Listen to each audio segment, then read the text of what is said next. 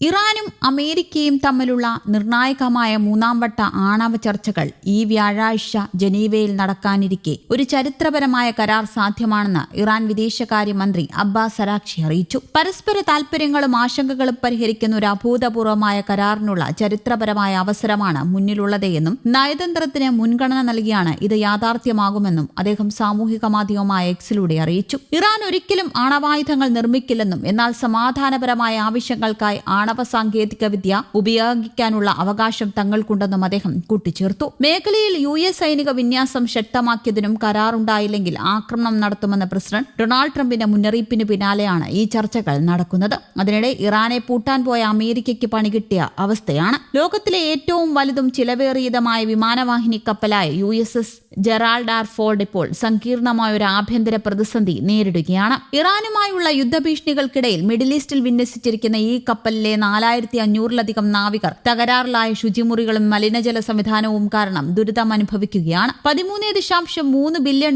ചിലവിൽ നിർമ്മിച്ച ഈ അത്യാധുനിക ആണവ കപ്പൽ അമേരിക്കയുടെ ആക്രമണങ്ങളുടെ കരുത്താണെങ്കിലും അതിനുള്ളിലെ ജീവിതം നിലവിൽ പാടെ താളം തെറ്റിയ അവസ്ഥയിലാണ്. കപ്പലിലെ 650 ശുചിമുറികളിൽ ഭൂരിഭാഗവും കൃത്യമായ ഒറ്റകുറ്റപ്പണികൾ നടത്താത്തതിനാൽ പ്രവർത്തനരഹിതമാണ്. കപ്പൽ തുടർച്ചയായ യാത്രയിലായതാണ് ഈ പ്രതിസന്ധിക്ക് കാരണമായത്. വാക്യൂം അധിഷ്ഠിത മലിനജല സംവിധാനത്തിലെ എഞ്ചിനീയറിംഗ് തകരാർ കാരണം ഒരു വാൾവ് പരാജയപ്പെട്ടാൽ പോലും ഒരു ഡിപ്പാർട്ട്മെന്റിലെ മുഴുവൻ ശുചിമുറികളും തടസ്സപ്പെടുന്നു. പൈപ്പുകളിൽ കാൽസ്യം അടിഞ്ഞുകൂടുന്നത് ഒഴിവാക്കാൻ ഓരോ തവണയും $4 ലക്ഷം ചെലവഴിച്ച് ആസിഡ് ഫ്ലഷ് നടത്തേണ്ടി വരുന്നത് അമേരിക്കൻ നാവികസേനയ്ക്ക് വലിയ സാമ്പത്തിക ബാധ്യതയും ഉണ്ടാക്കുന്നു. ശുചിമുറികൾക്കായി സൈനികർക്ക് ദിവസവും 45 മിനിറ്റ് വരെ ക്യൂ നിൽക്കേണ്ടി വരുന്നത് അവിടെ വലിയ അസ്വസ്ഥതകൾക്ക് കാരണമാകുന്നുണ്ട്. കഴിഞ്ഞ 8 മാസമായി കടലിൽ തുടരുന്ന കപ്പലിന്റെ സേവന കാലാവധി നീട്ടിയതാണ് അറ്റകുറ്റപ്പണികൾ തടസ്സപ്പെടാൻ ഇടയാക്കിയത്. വെനിസ്വേലൻ ആക്രമണത്തിൽ നിർണായക പങ്ക് വഹിച്ച ശേഷം ഇറാനുമായുള്ള സംഘർഷത്തിന്റെ പശ്ചാത്തലത്തിലാണ് കപ്പലിന്റെ വിന്യാസം 8 മാസത്തേക്ക് കൂടി നീട്ടിയത്. സാധാരണ 6 മാസത്തെ ദൌത്യങ്ങളിൽ നിന്ന് വ്യത്യസ്തമായി തുടർച്ചയായി നീങ്ങിക്കൊണ്ടിരിക്കുന്നത് പ്ലംബിംഗ് ജോലികൾ ഏറ്റെടുക്കുന്ന ഹൾ ടെക്നീഷ്യന്മാരെയും കടുത്ത സമ്മർദ്ദത്തിലാക്കിയിട്ടുണ്ട്.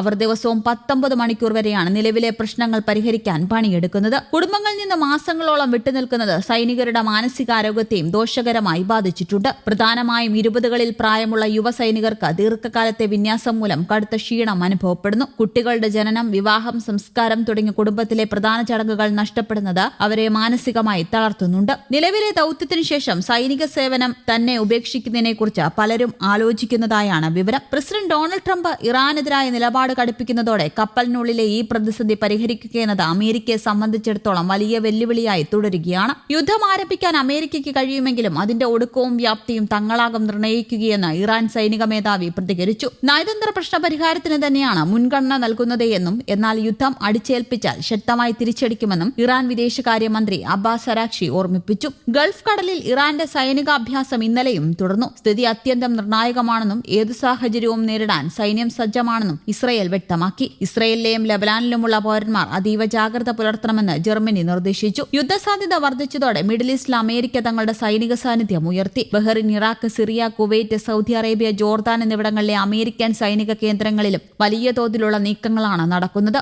മേഖലയിലാകെ ഏകദേശം 30,000 മുതൽ 40,000 വരെ അമേരിക്കൻ സൈനികർ ഉണ്ടെന്നാണ് കണക്ക്. യുദ്ധമുണ്ടായാൽ ഇവർ ഇറാന്റെ പ്രധാന ലക്ഷ്യങ്ങളായേക്കുമെന്നും പെന്റഗൺ ഭയപ്പെടുന്നു. ഇറാനുമായി യുദ്ധമുണ്ടായാൽ അത് അമേരിക്കൻ സൈന്യത്തിന് വലിയ ആഘാതമുണ്ടാക്കുമെന്ന് top military commander general Daniel Caine കഴിഞ്ഞ ദിവസം മുന്നറിയിപ്പ് നൽകിയതായി റിപ്പോർട്ടുകളുണ്ട്. എന്നാൽ ഇത്തരം വാർത്തകൾ 100% തെറ്റാണെന്നും മാധ്യമങ്ങൾ നുണ പ്രചരിപ്പിക്കുകയാണെന്നും ട്രംപ് ആരോപിച്ചു. News desk, Kerala Kaumudi.